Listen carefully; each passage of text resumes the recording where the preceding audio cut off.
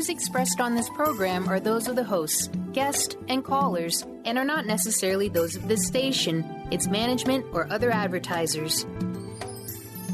You're listening to Transformation Talk Radio.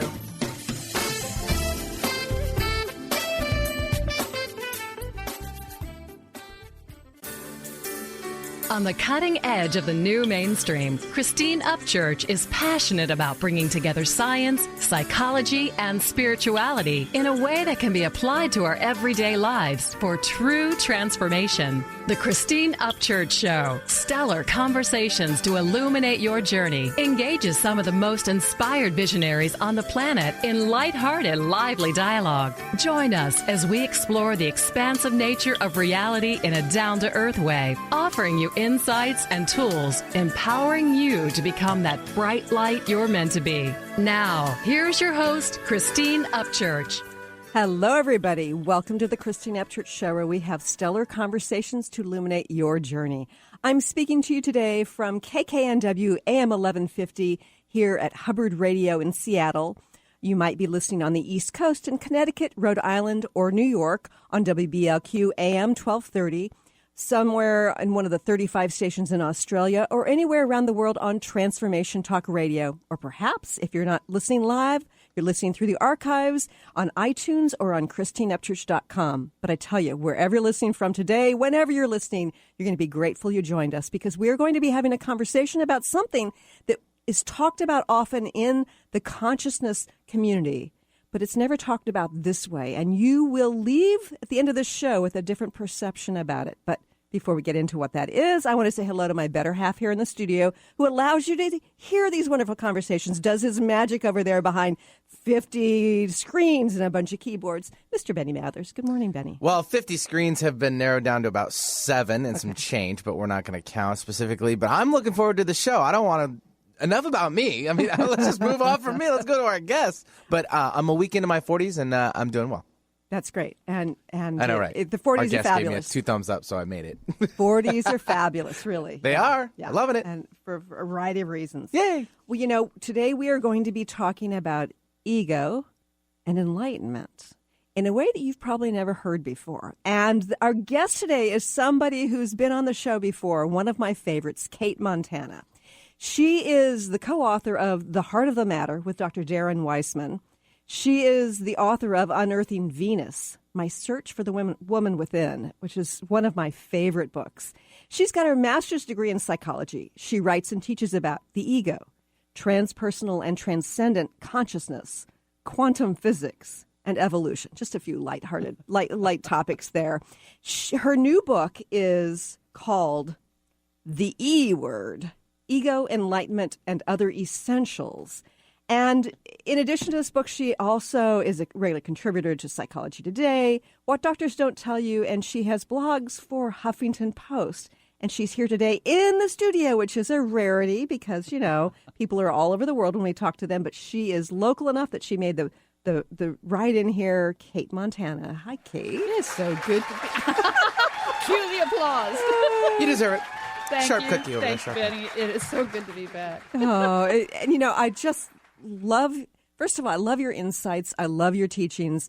And I love the way you write. It's like you have a way of taking heady topics and sort of shifting our perception of them, either a little bit or a lot, in a way that's grounded and lighthearted so that it makes it accessible for the reader. It's not like you have to go and study consciousness with, you know, with certain gurus for decades and decades. It's kind of like you can put it in a sentence or a paragraph. It's like, oh, okay, I get it now.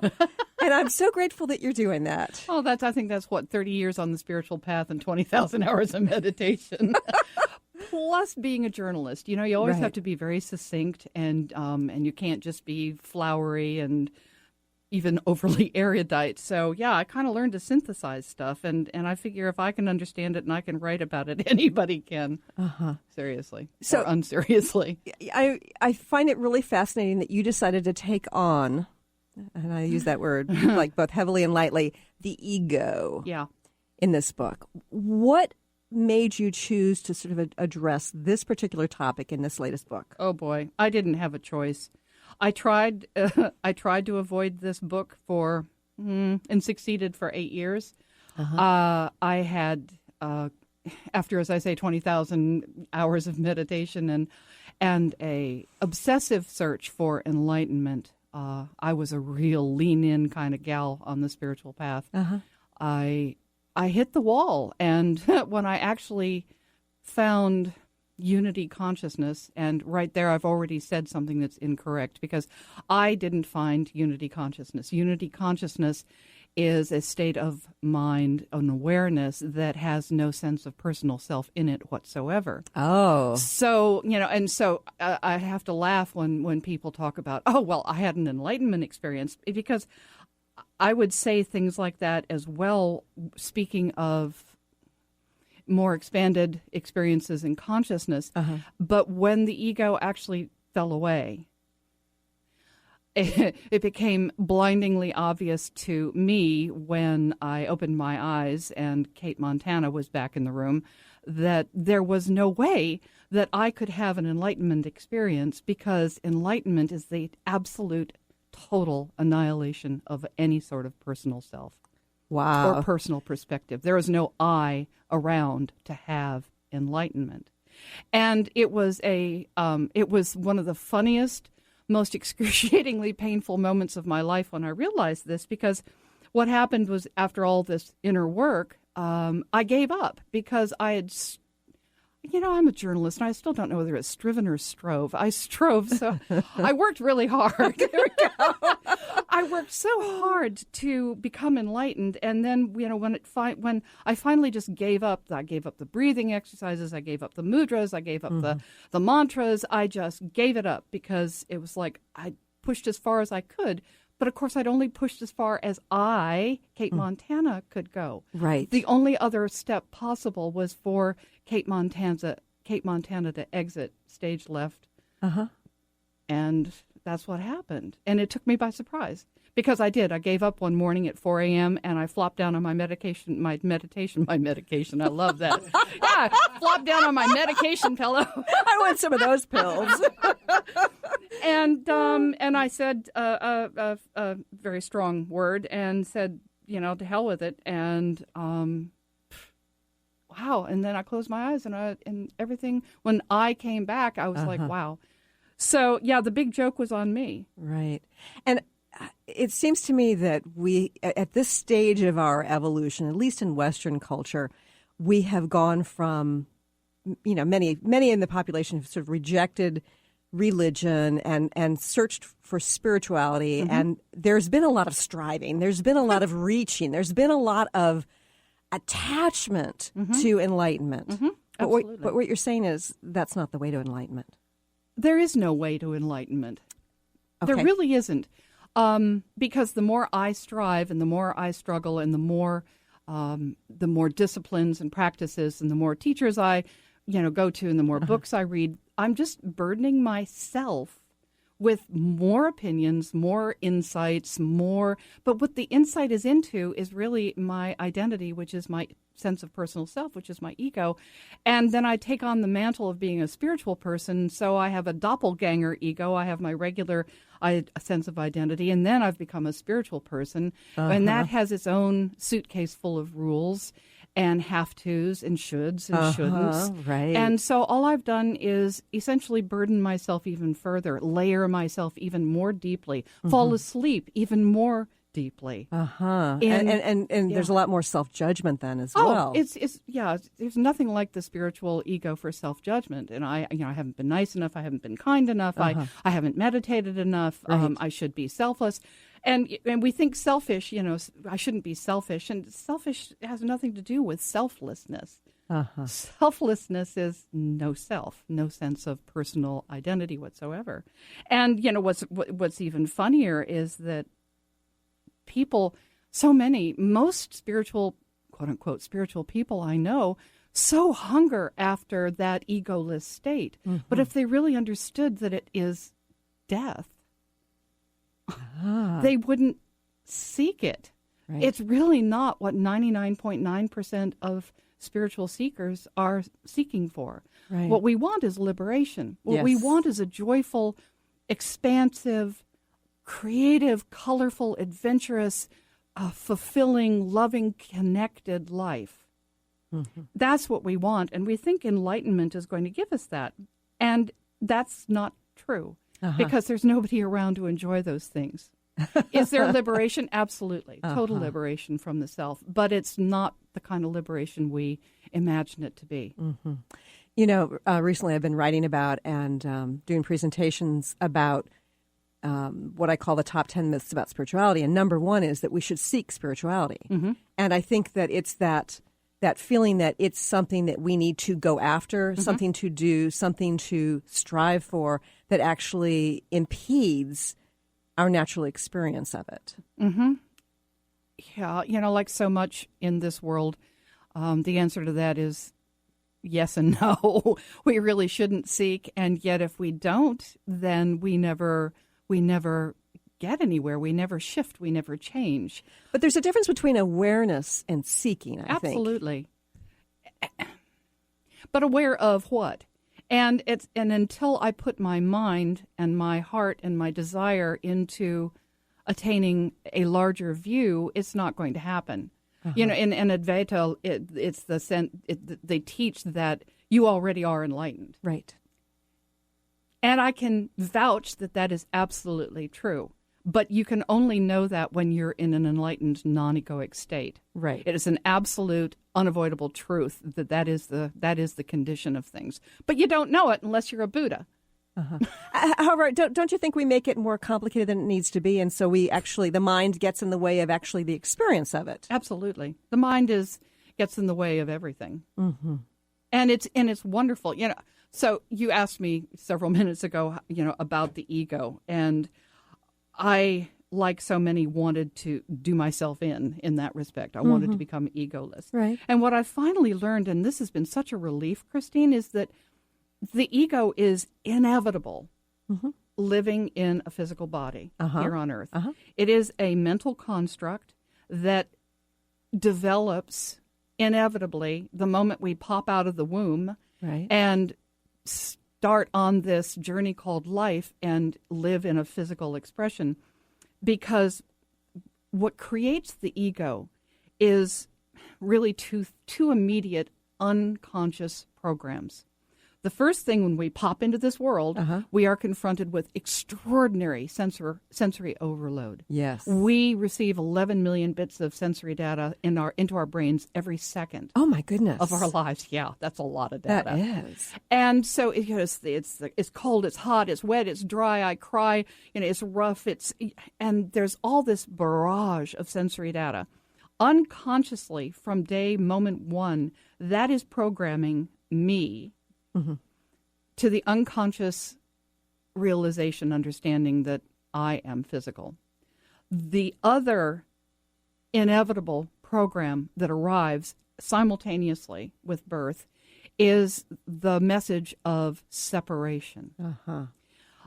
Immediate. It's totally unconscious. I'm not a little baby going, "Oh, the breast is over there. How do I reach it?" No, it's totally unconscious. But I cry for the breast, for the bottle, for my teddy bear, for food, a poopy diaper, whatever. Right. There is this unrelenting message that I am separate. It's totally unconscious. Right. And then the third thing that happens somewhere around 12 months of age is that we, you know, mommy and daddy say, "Oh, Christine, Christine, Christine," you know, and our little baby brains absorb this meaningless sound over and over and over. And there's this unconscious sense of an awareness of isolated individual self. Right. And then one moment, somewhere in there, about 12 months of age, the baby brain goes click. Oh, Christine, me, Christine. And it's totally, again, it's an unconscious association. Yeah. But that is the very beginning of ego. That's the very beginning of personal identity, and the sense of self. We should talk more about that, but we have to go to a quick break. Sure. More with Cate Montana here in just a few moments. My ego. Yeah, I'm in love with the moment. Are you sick of feeling overworked with no motivation? Take a break from the daily grind. Life coach Nicole Eisler is here to provide a healing journey of optimism. Passionate and caring, Nicole is no ordinary soul. Her dedication to helping everyone has no limit. Witness the power of positivity. Tune in every first and third Tuesday at 4 p.m. Pacific for Positivity Party Radio with Nicole Eisler on Transformation Talk Radio. For more information, visit BigDreamAwakening.com. What is a brilliant culture? And how do we create them?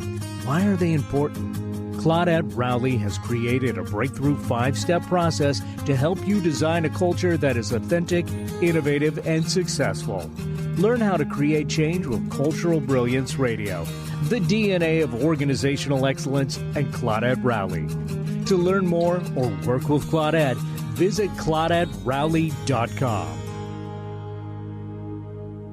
On the cutting edge of the new mainstream, Christine Upchurch is passionate about bringing together science, psychology, and spirituality in a way that can be applied to our everyday lives for true transformation. The Christine Upchurch Show, stellar conversations to illuminate your journey, engages some of the most outstanding visionaries on the planet in lively dialogue to inspire you to become that bright light you're meant to be. Join Christine every Friday at 11 a.m. Pacific Time on KKNW, AM 1150, and Transformation Talk Radio. How would you like increased health and vitality? How would you like to avoid the onset of disease as well as slow the aging process? This is all possible through a simple, safe, and natural process. Every day we are either moving toward wellness or away from wellness. Hi, I'm Mary Jane Mack. I'd like to be your partner in achieving optimal health. Contact me now at maryjanemack.com or call 425-392-0659. Visit maryjanemack.com. I'm Peggy Snow with another Stellar Reflections Minute. Presence, or what we think of as being fully in the moment, is a key element in the process of healing work. As a practitioner facilitating a session, genuine presence takes us out of our heads, where we tend to decide what is and maybe what should be for the client, and moves us into direct experience where we're available to witness the person in their wholeness. In this receptive realm, our senses are heightened and expanded, allowing us to perceive what's seeking to unfold and to interact in the moment. There's something profoundly powerful that happens when healing is approached in this simple, pure way. Balance can be restored and healing can take place on multiple levels. If you'd like more information about the services we offer at Stellar Reflections, visit us at stellarreflections.com or call 425-999-9836. That's 425-999-9836. My ego, you feed my ego, feed my ego. Welcome back to the Christine Upchurch Show here on KKNW and Transformation Talk Radio. That bit of music from, who is it from, Benny? Soul. He's a artist, I believe, from the Seattle area, SOL. Oh, cool. Okay. I was going to ask you, who is that? I need that. Yeah. It's actually fairly graphic in nature for his other parts of the lyrics of the song, so I was quick to get it out of there. Good for you. I can provide that after the show, though, if you wish. You're always a master at finding songs with lyrics that pertain to whatever the subject matter is. Great. I tend not to stroke my own, but, thank you.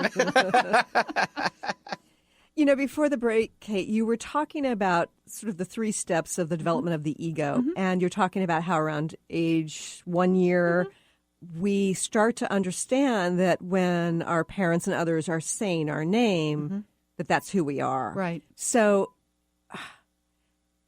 how does that develop further, and how do we unravel that? So that when the brain, and it's not me that makes the connection, the brain actually makes an association. There's a click. And so then there's this beginning of a neurological network of personal identity. And after we associate the name, and then there's pronouns, every parent in the world, plays with their kids, points to themselves, me, mommy, you, Katie, or whatever. And it's a language teaching game every parent does. And it's great. You should. The ego is not a bad thing. It's gotten a pretty bad rap lately. It has, absolutely. And but the thing of it is, it's inevitable, and it's a tool. Just like a hammer is a tool. It helps us build in this world. It helps us function in this world. Without the ego structure, without a limited, boundaried sense of self, I wouldn't be able to differentiate myself from the bus coming down the road at me at 45 miles an hour. Right. Yes, we're all one in the quantum sea of isness. That's great. But unless I've got some sort of mechanism in place to differentiate and interact at the, in this energy field of information called planet Earth, then I can't. And there's been some studies, not a whole lot, but it's my personal belief that autism is one of those conditions that arises because the brain sensory gating mechanism that filters out, get this, Christine, that 11 million bits of sensory data a second that our senses give our brain. Guess how many bits of data it takes for us to sit here and have this conversation, for Benny to run the soundboard? I don't know. How many? 50. Oh, so we've got a whole bunch of information we don't need. We have a whole bunch of information on the cutting room floor. And who knows what all of that data is? Is it that interconnected quantum knowingness that, yes, you and I really are one? Is it the psychic realm? Is it the astral realm? Is it the realm of angels and messengers? Yeah, probably, along with a lot of other stuff that we just don't see and don't need. Right, the geometry of the things in the studio and the different aspects of light and color. Yeah. So I really feel that, because actually I had an experience of sensory overload. I had the gating system, actually, because I asked for the experience, and it happened to me when I was working with a shaman in Ecuador. My gating system came down, and I was given, I have no idea how long it happened, but the full-on onslaught of sensory data. And it was, now I understand why autistic children, headbang.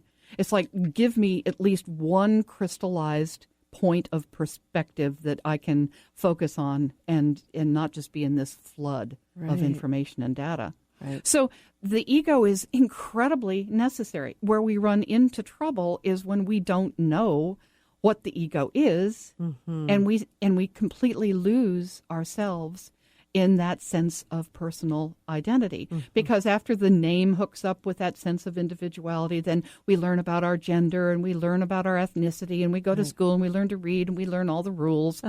And all of those things just add up to that neurological network pattern in our brains that we end up identifying as Cate and Christine and Benny. Right. And you talk a lot in your book about how it's our story that we identify with, as opposed to the being, the part of us that has been experiencing it. Absolutely. So how do we detach from that story enough in order to experience that sense of oneness, that sense of connection, that sense of lack of identity? Right. Well, first of all, I'm a profound believer that at a certain point you have to hit a wall in life where the identity and living in this world and making money and having material things and identifying yourself through just simply the physical no longer works for you, and you start looking for those spiritual answers. And I want something more. Who am I? Yeah. The moment when we start asking that question is a profound pivot point.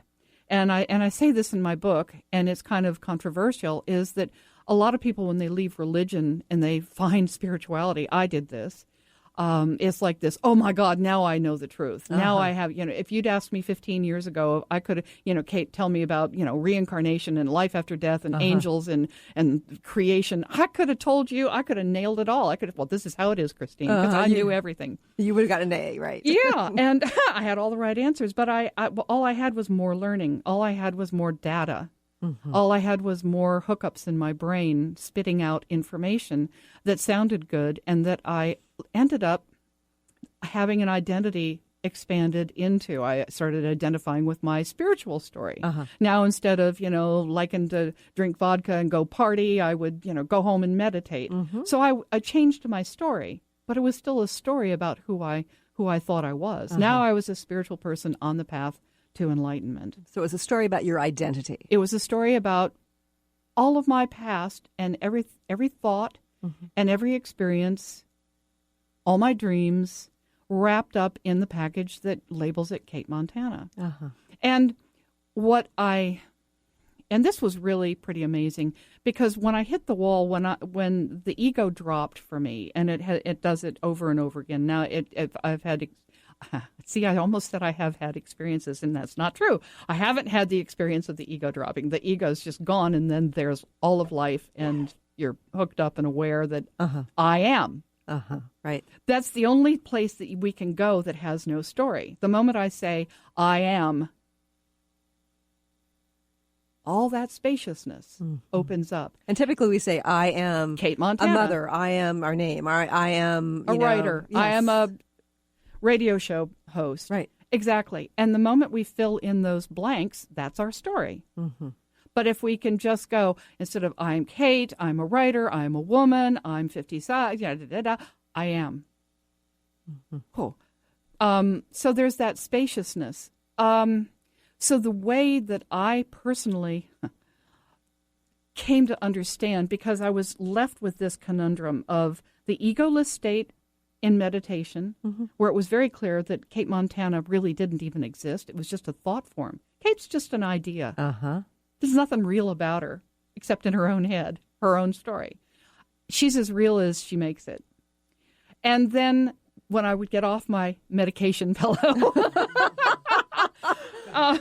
every morning, a nanosecond later, there Kate was going about Kate's day, doing Kate's stuff. And I battled this, Christine, because I couldn't understand how I could possibly be able to tap, how I could lose myself and be all I am, and then Kate is there. And so being an all or nothing in this world, we're very left brain, right, good, bad, spiritual, physical. And I wanted, it was either I was going to have an ego or I was going to be enlightened. Right. One or the other. Right.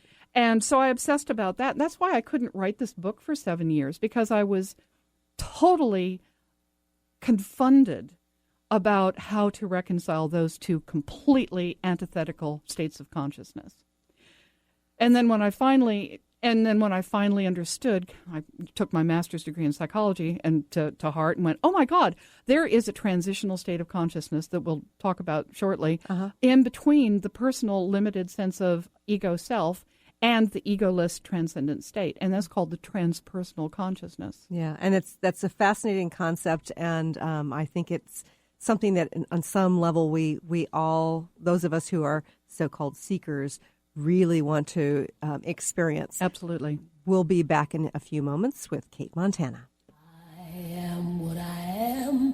I am my own special creation. So come take a look. Give me the hook or the ovation. It's my world that I want to have a little pride in. My Be unstoppable. Who do executive women count on for up-to-date information on everything from stilettos to being heard in the boardroom? To achieve excellence, you must first take control of your life and develop a successful strategy with the Unstoppable Diva. Tune in to Up or Out with Connie Fife, Mondays 5 p.m. Eastern, as she cuts through the BS to guide you to become bold, connected, and unstoppable. For more information, visit uporout.com. Are you ready to stop stress, anxiety, and low self-esteem from running your life? Join award-winning author Dr. Friedemann Schaub for Empowerment Radio and learn breakthrough solutions to switch out of survival mode and approach every day with great ease, joy, and purpose. Tune in the first and third Wednesday at 11 a.m. Pacific to Empowerment Radio with host Dr. Friedemann Schaub on Transformation Talk Radio. Visit thefearandanxietysolution.com to learn more. Registration is now open for the 25th Annual Women of Wisdom Conference. Join the fabulous presenters from around the country on February 16th through the 20th. If you believe in raising the feminine spirit and transforming our world, then this conference is for you. Get your tickets now. One day and full weekend passes are available. For more information about presenters and tickets, visit womenofwisdom.org. That's womenofwisdom.org. On the cutting edge of the new mainstream, Christine Upchurch is passionate about bringing together science, psychology, and spirituality in a way that can be applied to our everyday lives for true transformation. The Christine Upchurch Show, stellar conversations to illuminate your journey, engages some of the most outstanding visionaries on the planet in lively dialogue to inspire you to become that bright light you're meant to be. Join Christine every Friday at 11 a.m. Pacific Time on KKNW, AM 1150, and Transformation Talk Radio. Chris Stanis is a spiritual leader and healer and teaches a course on how you can transform your life through a meditation and healing system that will manifest your spirit's dreams.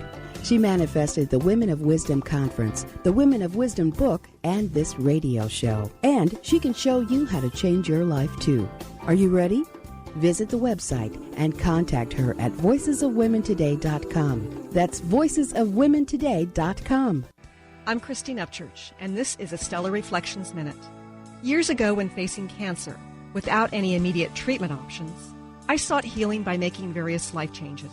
For a while, I followed a very restrictive diet. I often found myself obsessing about which foods were good and which ones were bad. Then one day, I realized I was consuming foods based on fear of not getting well. But I didn't want to make choices out of fear anymore. I decided it was far better for my immune system if I allowed myself to experience the joy that came from, say, eating frozen yogurt, than it was for me to ingest the fear that came from avoiding it. Now, instead of choosing healthy habits based on fear, I try to make choices because they feel right and ultimately bring me joy and ease. How many of your healthy habits are really based on fear?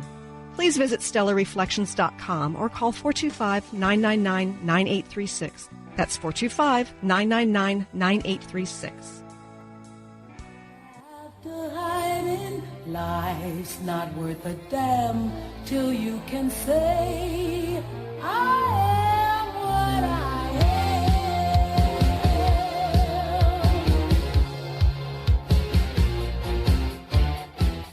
am. Welcome back to the Christine Upchurch Show here on KKNW and Transformation Talk Radio. Thank you, Benny, for picking the perfect music every single time. Amazing. We are back with Cate Montana, and her latest book is a wonderful book. It's called The E Word, Ego, Enlightenment, and Other Essentials. Oh, gosh. You know, you've talked a lot about how twisted our perception is because it's ego-based. And you've talked about how you've kind of gone to this place where Cate doesn't exist, ego doesn't exist. Mm-hmm. And we've got this dichotomy. First of all, how do we actually get to this place where we can sort of transcend it or experience ourselves or experience beyond ourselves? And then how do we integrate that into our lives? Well, I think the best bet is to give up expecting or trying. That's the best bet, is to just let go trying to become enlightened or beyond yourself, because I will never be enlightened as Cate Montana. I can't drop it. I can't drop myself. Right. It's an impossibility. And so that's the first step, was giving up. And also knowing that the ego is fine. It's wonderful. It's perfect. It's the vehicle to be able to experience joy. Everything we've ever wanted to experience is in that. I think that's something you need to repeat or reword, because I think there's some ears out there listening that probably need to hear this. Well, the ego is what allows us to function on this planet. Mm-hmm. It's beautiful. It is a tool. Uh-huh. And when we understand that it's a tool, nothing more, nothing less, and then we work with the tool, instead of trying to be enlightened, the tool can never be enlightened. Okay. So let's just forget about that. Right. That happens when it happens and how it happens. Uh-huh. We have no control over that. So the trick is, and this is what just blew my mind when I realized that a middle road actually exists between the egoic personal self, highly limited, and the transcendent egoless sense of that place of I am. And it's called transpersonal awareness. And what that is, it's a gradual thinning of the veil, if you will. It's an expansion of the ego, not an inflation of the ego. Oh, I'm a spiritual person, and I've had enlightenment experiences, and I've read all these books, and I do all these, it's not that. It's an expansion of and into the awareness that we are all one. Most of us who are listening to this show already understand we are one. We are brothers and sisters at the quantum level of source information. I am. And the trick is to begin to train the personal self and our minds to be able to act from that place. So of recognizing that we are one, not just talking about it, but beginning to see the world that way. So one of the methods I've used is, I call it the high me exercise. When I'm out walking in nature, taking a break from my work, I'll see a rhododendron bush, and it's beautiful. It's in flower, and I'll go, oh, God, isn't that rhododendron bush beautiful? That's the statement of the separate ego. Right. That bush over there is beautiful. After I recognize that, I embrace the bush, not necessarily physically, but I look at the bush and I go, hi me. I am one with that. And then what you can take it a step further. There's a martial arts exercise called soft eyes, where instead of looking like I'm looking at you right now, instead of looking at you fixedly or looking at the bush fixedly, which concretizes and outlines the borders. Right. A soft eyes is you just kind of you look in the direction of something, but you just let the world in. And it's a martial arts technique so that people don't get fixed on their opponent and then get blindsided by another opponent coming up behind them. Oh, interesting. I didn't know. I mean, I've learned that within the context of doing aura readings, but never in terms of martial arts. Yeah. It enables you to tap into the energy field, the energy information field around you. Right. So then as I'm not staring at the rhododendron bush, it's I acknowledge it is me. I go into soft eyes, and I just allow the energy, the confines of myself to blur, and the confines of what makes the rhododendron blur. And I just acknowledge my oneness, and then I go on, and I'll do that with an eagle flying overhead or a squirrel or whatever. I do it when I meet people. It could look pretty weird if I actually kind of went into a trance and did that when I met somebody, but I'm usually too busy. You get a reputation. Yeah, I would. And usually I'm too busy trying to remember somebody's name. But after they walk away, I always acknowledge, by me. That's me in another person's shoes. That's me having a totally different experience in this world. And I as much as possible, I go into that soft-eyed receptive place. If I'm waiting in the grocery store line, I do it in the grocery store line. Yeah. And letting myself energetically I let myself mentally acknowledge the energetic blurring and open up that space. And for me, I sort of feel into it. I've got sort of like a sense of where somebody's coming from emotionally. It's like I can feel their emotions. I can sometimes sort of just pick up on the physical state that they're in, and it's almost like I'm stepping into their story. Absolutely. All of our stories are completely intertwined. That's why, if you've ever read Michael Talbot's The Holographic Universe, it's like, look at my little fingernail, and the entire multiverse, the cosmos, is embedded in one cell of my little pinky fingernail. All the information is embedded and encoded right here, right now. Right. It's all accessible, apparently. I can't get hung up on that either. But it's really exciting to me to have found this middle path of moving into an expansion of the ego rather than trying to kill the ego, which you can't do, or enlighten the ego, which you also can't do. I mean, dear God, bless spiritual people's hearts, and I include myself in that pack. It's like I've just been beating my head against the wall for decades, getting nowhere and not knowing why.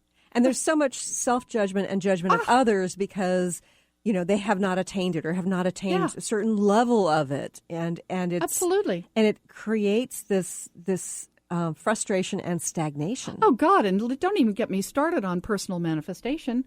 Look at that personal manifestation. I, Cate Montana, create my own reality. My thoughts impact the quantum field. Well, yeah, they do. And my heart messages and engages the quantum field. Yes, it does. But I am doomed if I think I am the one manifesting. It is I am. It is source intelligence. It is the sea of quantum energy. So the moment I let down that ego, I am going to manifest.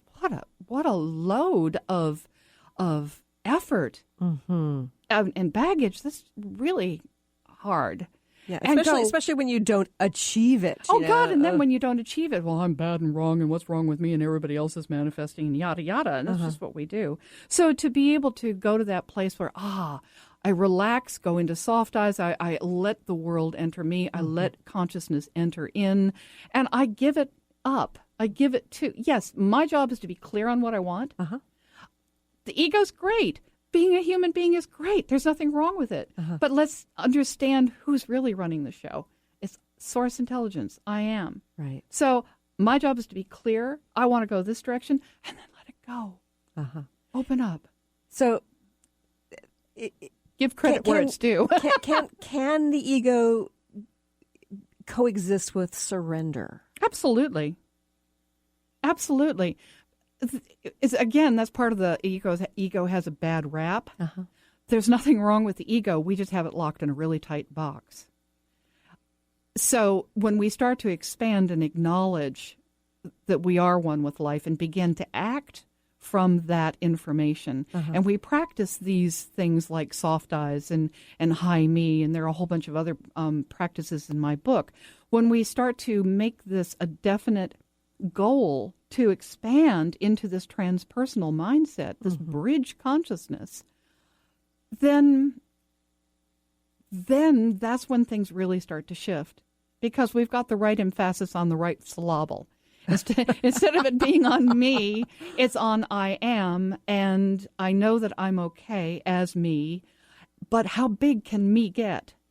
And, that's what is so desperately wrong with our society, and why I know I was pressed to write this book at this point in time is, for example, we've got the most quintessential example of an isolated, personal, standalone unit ego in Donald Trump. Yes. And he has no clue that there is anything more. He has no concept of that. So he's doing the best he can, and all the people who are in that like mind are locked in the box of I am physical, I am separate. And all that drives is fear and vulnerability, and then walls and wars and everything else that comes with it. Right. Bernie Sanders, on the other hand, is this delicious example of a truly transpersonal ego. He's inclusive. Yes. He's, he takes care of himself, but his all heart, and he's about other people and reaching out and embracing and being inclusive. Yes, and everybody else's pain is his own. And everybody else's pain is his own. Yeah. And it's true. So that's the example of two different types of ego. Yeah. And when we come back, I want to get your perspective about where we're at as a society and a world, and why we've chosen the way we've chosen in terms of our evolution. Okay. More here with Cate Montana in just a few moments.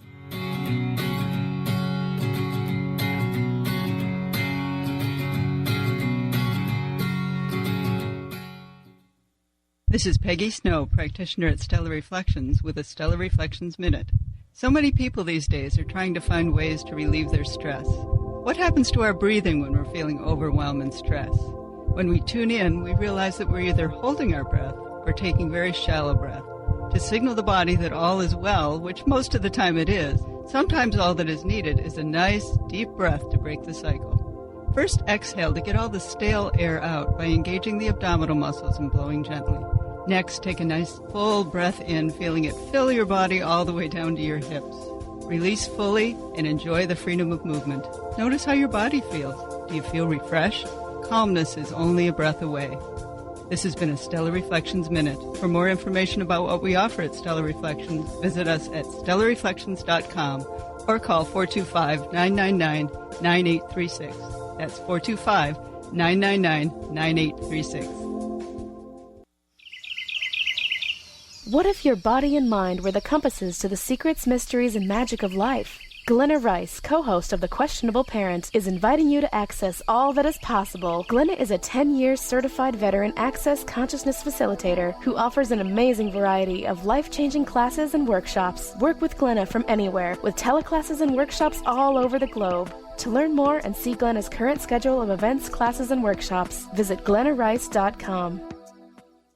Tune in to Dynamics of Diversity Radio, scripting the new narrative for immigration with leading experts Kripa Upadhyaya and Steve Tanijo on TransformationTalkRadio.com. This show will remove the noise that often accompanies discussions on this topic and share a new perspective on the dynamics of immigration and diversity, ever reminding us that together we are all at the core of innovation, excellence, and positive change. Visit OrbitLawPLLC.com for upcoming topics. Have you been seeing numbers like 111 and 222 everywhere you go? Do you feel that the universe may be trying to get your attention, perhaps offering a message of some sort? As it turns out, numerical patterns and certain types of geometry form the very fabric of our reality, from cells under a microscope to the astronomy of our night sky. At Stellar Reflections, we offer special sessions which tap into these patterns, designed specifically to support you on your journey. The 111 and 222 activations are sessions activating new patterns in your energy field, which in turn can help you create new patterns in your life. After just one session with a practitioner, either in person or via distance, clients report gaining greater clarity, becoming more intuitive, and honoring their inner truth as they move forward in their lives. Curious about what these transformational sessions might do for you? Call 425-999-9836 or visit stellarreflections.com. That's stellarreflections.com.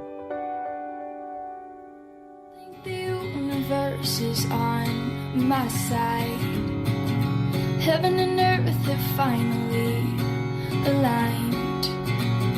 Days are good, and that's the way it should be. Welcome back to the Christine Upchurch show here on Transformation Talk Radio. You know, I want to make sure we give people the opportunity to connect with you, Cate, after the end of the show. Can you please share with our listeners how they can connect with you?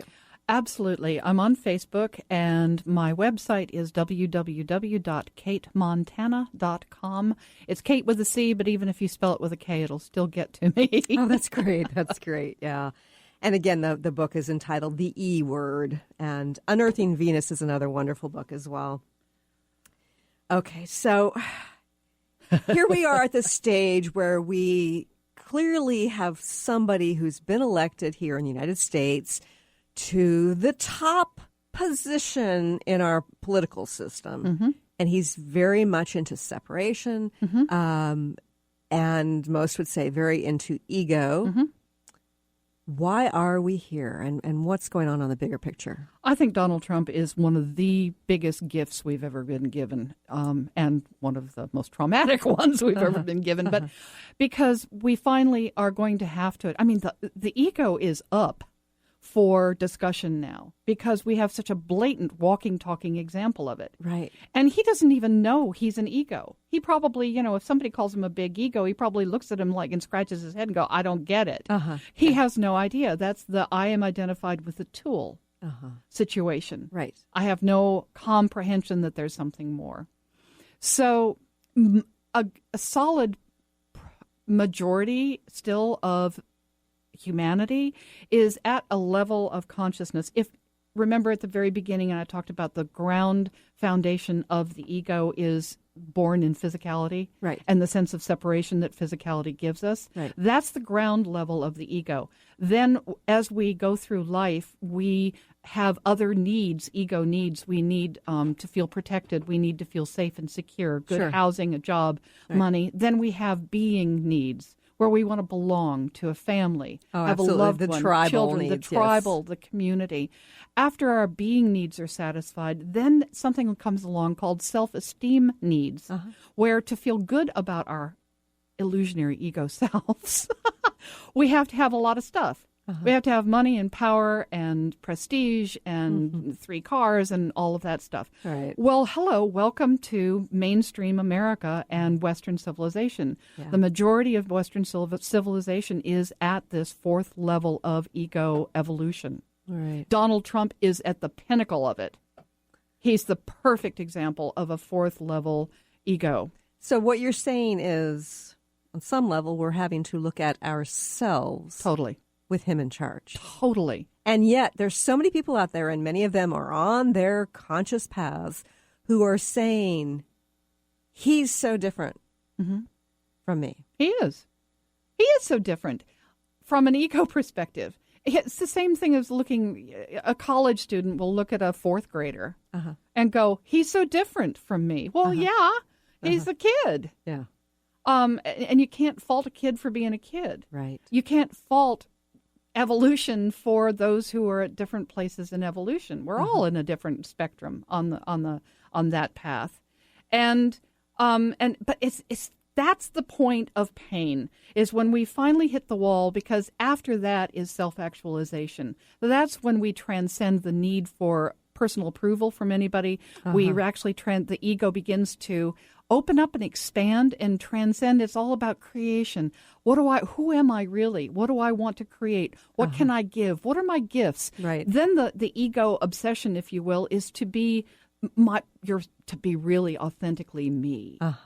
Yes. Then the next step after that is the transpersonal, where all of a sudden, well, I've done it all. Wow, look at that. And I've expressed myself and I still feel disconnected. And why is that? Then we start addressing the who am I question from a more transpersonal perspective. And we start to look to others and brothers and sisters and have that, if you ask Bernie Sanders, did you know you're a transpersonal ego? And he'd go, probably not. Right. He just he's grown up to the point where he's recognized it. And so many millions of people in the spiritual arena, what's called the cultural creative demographic, is there's like 80 million in Europe and something like 60 million in the United States. So people who are moving into this integrated transpersonal awareness of self and the importance of taking care of the environment, other people, as part of self. Yes. So it's this beautiful ongoing evolution,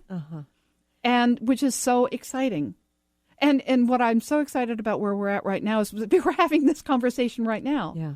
Because, 10 years ago, I was a lost spiritual person thinking I had all of the answers, trying to transcend myself. It's like, no. I need to expand into this recognition that I am one with others and act accordingly, and then allow this evolutionary process to unfold through me and take me where it takes me. That's what life is all about. One of the things I've found is on an individual level within my own life, as I've let go of aspects of how I've defined myself, as I've kind of had these experiences of stepping out of myself, at least just briefly, suddenly I'm finding it a little disconcerting at times, because I seem to be losing my identity. And in a sense, I know, and losing in some ways my attachment to mission. Although I've always felt like I'm here for purpose, it's kind of like I don't have the same kind of attachment to it. How do we navigate as we get to this place of sort of, through the process of integration, and move forward in a way where we are sharing our gifts? I think it all boils down to heart. That's our biggest talisman and leader.